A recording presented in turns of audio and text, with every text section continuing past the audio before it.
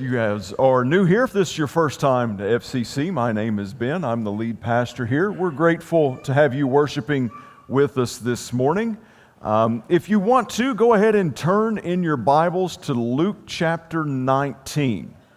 Luke chapter 19 is where we're going to be today here on this Palm Sunday. If you're familiar, Palm Sunday leads us up to Easter, Resurrection Sunday next week. Just a couple things as we're heading into that weekend, if you all wouldn't mind to remember, number one, at 9:30 next week, instead of having Sunday school, we're going to be having a fellowship breakfast over in the gymnasium. So there's not going to be Sunday school during the 9:30 hour as we typically do. We'll be having food.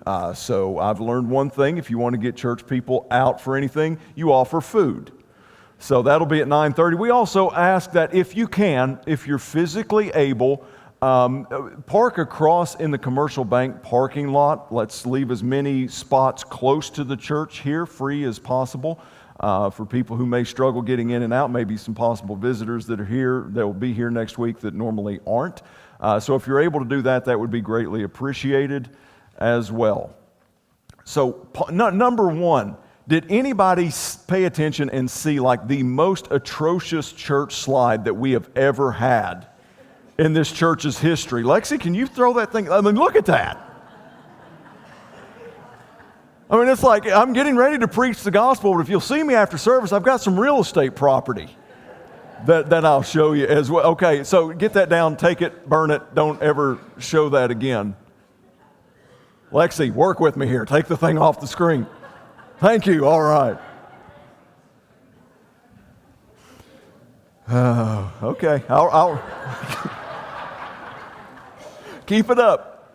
Keep it up. Keep it up. All right. So Palm Sunday. Let's try to put this back on the tracks here real quickly. Palm Sunday. All right. So we meet this time of year on a Sunday every year, and it's about Palm Sunday. And the reason for that is that in three of the Gospels, all four Gospels record what's called Jesus' triumphal entry. And that is commemorated by today, with the end of the week signifying his death on the cross on Friday, into the work week. And then on Sunday, we celebrate his resurrection from the grave. But today, Palm Sunday, all four Gospel writers detail the events of the triumphal entry. Three of them include details and make a big deal out of the significance that the crowds that were gathered as Jesus was coming into the city of Jerusalem, as he was making his way in, that the crowds gathered and they celebrated with palm branches, waving them, laying them down, and crying out, Hosanna. Matthew, Mark, and John, all three talk about those.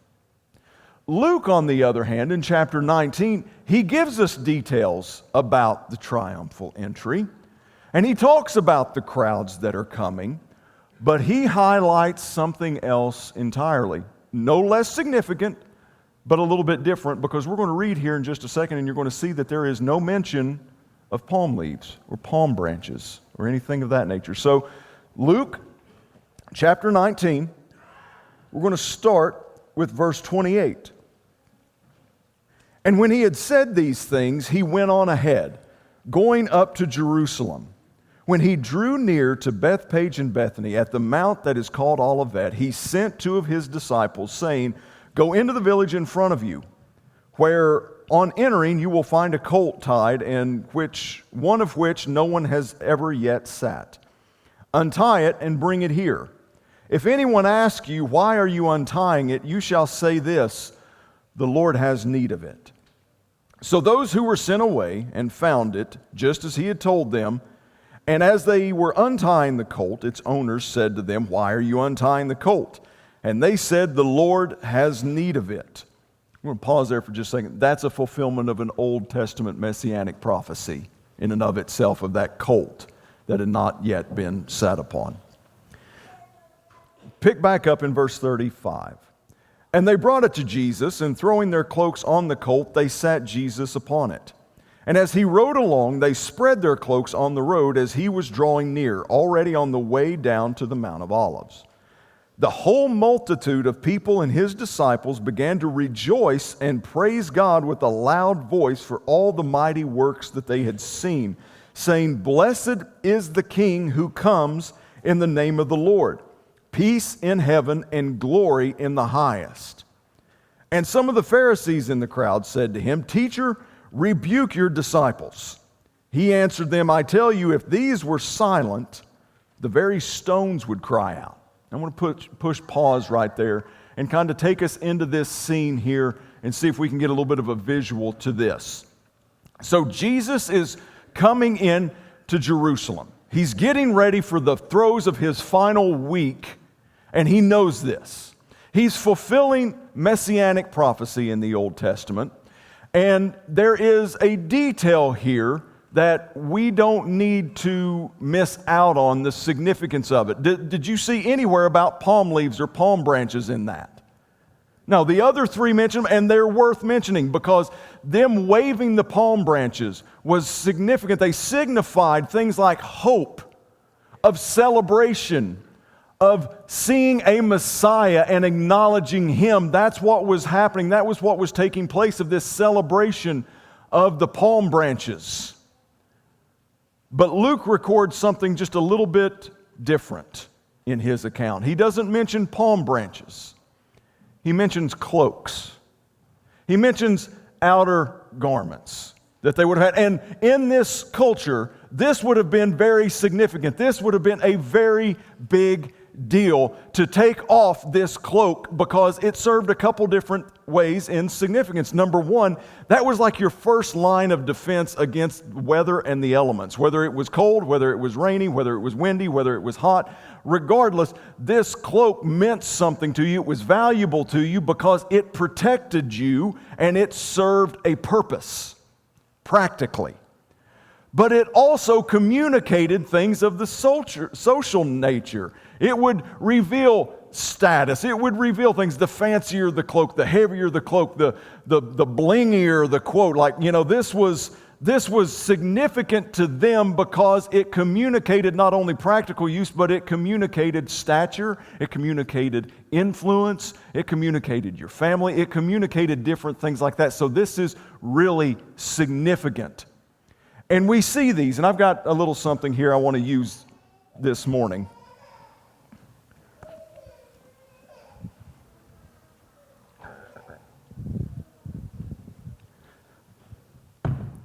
So I have 3 cloaks or jackets or outer garments of mine here up on the stage.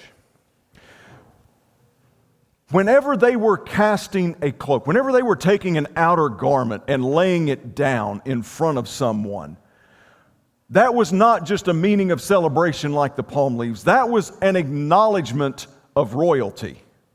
That was an acknowledgement of power and authority and for a king to come along. Now, if you'll notice, there's 2 different ways that cloaks are used in this passage. In verse 35, it said that the disciples, whenever they brought the colt back to Jesus, they laid their cloaks and Jesus sat upon it. So they used their cloaks for Jesus to sit upon. Then it says, as he got closer, that the crowds and the other disciples came along, and they began in the celebration, and they began casting their cloaks upon the ground. Now, one of the big significances that would have been found in the people at this time in the nation of Israel is in 2 Kings chapter 9, verse 13. There is a declaration of Jehu being named king. And whenever he was declared and acknowledged king, the people responded by taking off their cloaks, their outer garments, and they laid them in front of Jehu, showing their humility, showing them laying themselves down and recognizing his kingship in their lives. Now, we read something here at the end of this passage. So we have people who have laid their cloaks upon the colt and Jesus is sitting upon it. We have people who are throwing down their cloaks as Jesus goes in front of them. And they are making this statement, verse 38, "Blessed is the King who comes in the name of the Lord, peace in heaven and glory in the highest." And then, verse 39, "And the Pharisees in the crowd," these are the religious leaders. It's funny, they're always upset. Like most of the time when we read about Pharisees and religious leaders in the Gospels in the New Testament, they're not happy people. But it says that they were upset and they told Jesus, they was like, "You need to rebuke them." And Jesus' response is like, "Listen, if they don't do it, then the rocks are going to cry out." You ever wondered why something had to cry out? Psalm 118. The religious leaders, the Pharisees of the day, they were upset because they recognized what the people were saying was a messianic prophecy from the Psalm 118. However, there is one word that has changed. There is one word that is shifted from the time that the psalm was written until when Luke recorded his account. This says, "Blessed is the King who comes." In Psalm 118, it says, "Blessed be the Lord who comes." And I believe that there is a large difference in that phrasing, and I believe that's one of the reasons that the Pharisees were so upset. Now I want us to look for just a moment. In your mind, we can see it laying up here on the stage, but in your mind, I want you to see it in this moment as Jesus is riding upon the colt. Notice the two different places where the cloaks were situated. Again, one was upon the colt where Jesus was sitting upon them, and the other was laid in front of him as he passed by. Now, if I'm encouraging you this morning, and I am, to evaluate what you are doing with the cloak in your life, this area of significance, this area of identity, this area of lordship, are you laying it upon the colt for Jesus to set upon it, or are you just laying your cloak down long enough for Jesus to pass over it? And here's why I asked that question. As we continue to read, verse 41. "And when he drew near and saw the city," this is Jesus, "he wept over it, saying, Would that you, even you, had known on this day the things that make for peace. But now they are hidden from your eyes. For the days will come upon you when your enemies will set up a barricade around you and surround you and hem you in on every side and tear you down to the ground, you and your children with you. And they will not leave one stone upon another in you because you did not know the time of your visitation." Verse 41, Jesus wept over the city. Now you can go back in the Gospel of John, chapter 11, and you can find where it says that during the account of Lazarus, Jesus wept. These are the same words in our language, but two completely different words in the Greek. In the instance of the Gospel of John, when Jesus wept over Lazarus, that was a very subdued, that was a very kind of to himself kind of moment of tearing up, but it being unnoticeable almost. In this passage in Luke, this is talking about openly weeping and grieving uncontrollably to the place that everyone around him noticed what was going on. And think about the duplicity of this moment. Think about the two opposite polar extremes that we're seeing, because in one instance, we are seeing people who are caught up in a moment, in a celebration, in a time of Hosanna, blessed be the King who comes in the name. And they're caught up in this and they're saying yes. And there's celebrations that's happening. There's dancing that's happening. There's rejoicing that takes place. And yet, setting upon the colt, riding into the city, we have Jesus who is openly weeping over what's taking place. And I believe that we have to ask the question of why amidst all of the celebration, why amidst all of this praise and lauding? Because listen, I'm going to tell y'all something. I ever come out here on a Sunday morning and you all start waving palm branches, throwing down jackets and cheering me on, I'm going to relish that moment. But here we see Jesus having all of this and more done, and he begins to openly weep, grieve, sorrow over what's happening. And why is he doing that? In the last verse that we just read, it says that you did not know the time of your visitation.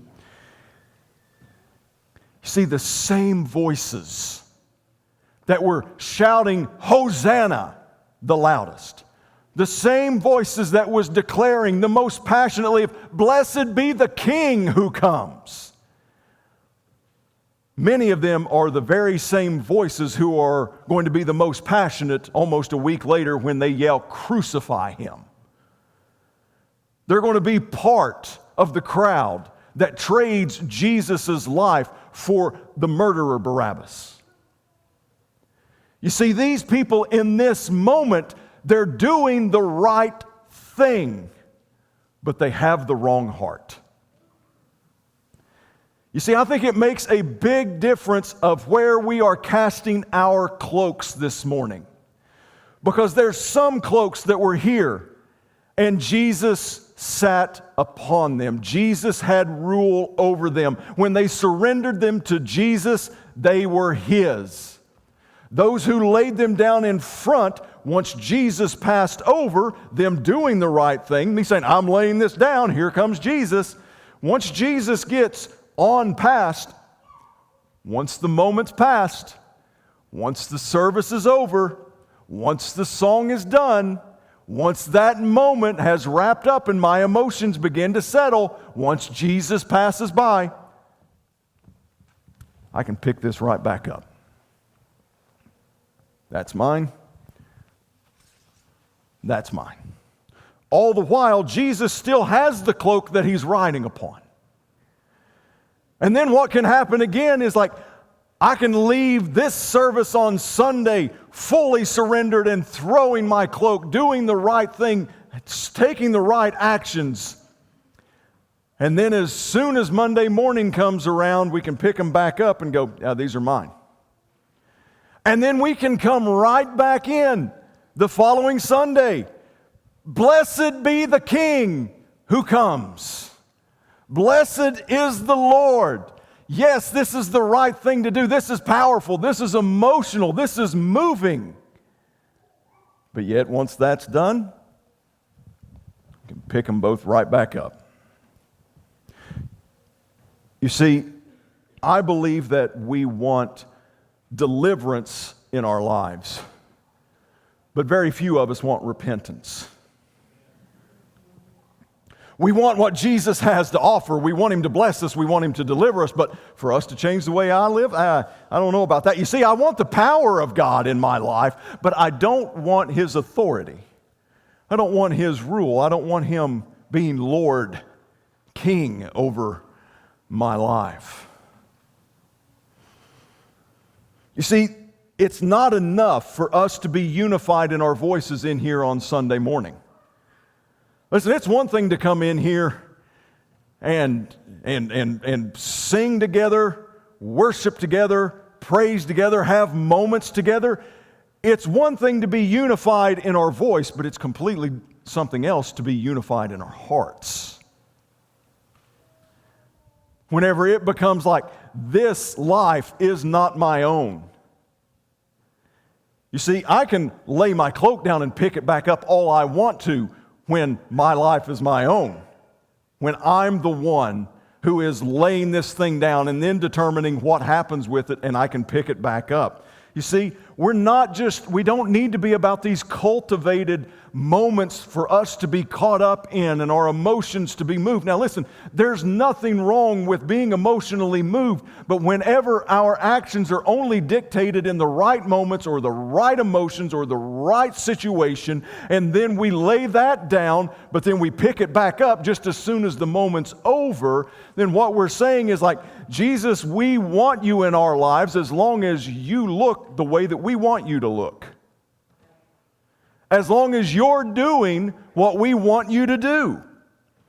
Jesus, you can be king over my life. You can have authority over my life as long as I like what you're doing. As long as it fits my narrative, fits me, then you can have my cloak all you want to. But the moment the experience or the expectation that we have is not met, how do you react then? How is your relationship with the Lord then? Because that's what was happening here. Like they were doing the right things. Please understand that. They were in action doing the right thing, but Jesus was grieved. He was sorrowful. He wept because their hearts were still far from Him. They did not recognize the time of their visitation. Would that you, even you, had known on this day the things that make for peace, but now are hidden from your eyes. For the days will come upon you when your enemies will set up a barricade around you and surround you and hem you in on every side, and they will tear you down to the ground and your children with you. Has anybody ever felt similar to that? Like you face so many things in life all at once that come against you like that? See, it's in those moments when the question becomes, are the cloaks the hearts of our lives? Have we positioned it to where Jesus is sitting upon it? Or is He merely just passing by? Because there may be times when you're struggling the most that you're at a Thursday and you don't know if you can make it till the Saturday or the Sunday morning experience. The time when you sing songs, if you're waiting on the moment and not the Messiah, then you're missing the gospel message. You are missing what Jesus has come to do in your lives, because just as these people, and they will not leave one stone upon another in you. Why? Because you did not know the time of your visitation.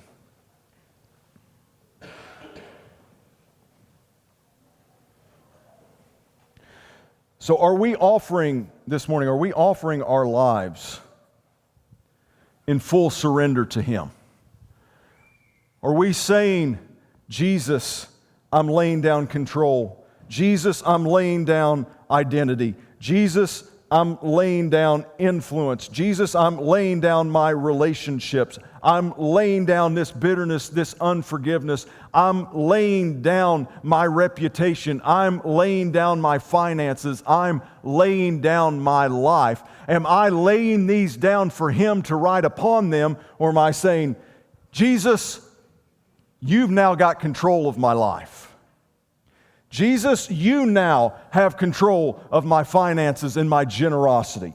Jesus, you now have control of my relationships, or those things that I'm holding on to, that bitterness, that unforgiveness. Am I saying that they are now yours in the moment that we're gathered, in the moment that we feel His presence, in the moment that we're here? And then once that moment's done, once that emotion settles, we're like, yeah, I'm pretty comfortable with that bitterness and unforgiveness. I've become pretty good friends with that, so I'm just going to pick that right back up. I'll take that. Thank you. Oh, that feels good. It's warm. It's miserable. I hate it, but I'm familiar with it. What about that generosity, that financial thing? those things that come about monetarily. Jesus, I'm laying them down at your feet. And then the moment passes. We pick them back up. It's like, nope, I need that. I need that. Jesus, I know I said that you could have control of my life. But this situation that's playing out, that's not happening the way that I thought it should. I don't like the way this is happening. I don't like the way that this is going down. So, you're not doing things as I expected you to do them.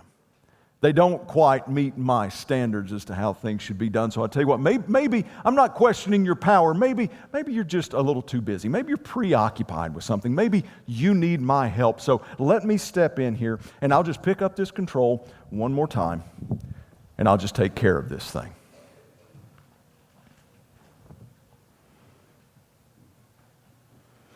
Jesus is not only asking for your praise. If your praise, if your worship, if you're blessing Him, if you're lifting Him up, if your actions are only in response to a moment or when things go a certain way, Jesus weeps over that. Like He is genuinely grieved and sorrowful whenever our recognition, our worship, and His lordship in our life is circumstantial. And when we feel like it's happening the way it should be happening. I want to ask the praise team if they would to join me. We're going to enter into a time of reflection. As we sing this song, I want you to reflect on this question. Is my heart truly surrendered to Him? Or are my actions surrendered to Him in moments? Is my life truly surrendered to Him? And that's a question we all need to entertain in here. All the way to the most mature, longest-term believer and Christian in this place, to you who may be here that have never surrendered your heart to Jesus Christ. This is the moment for all of us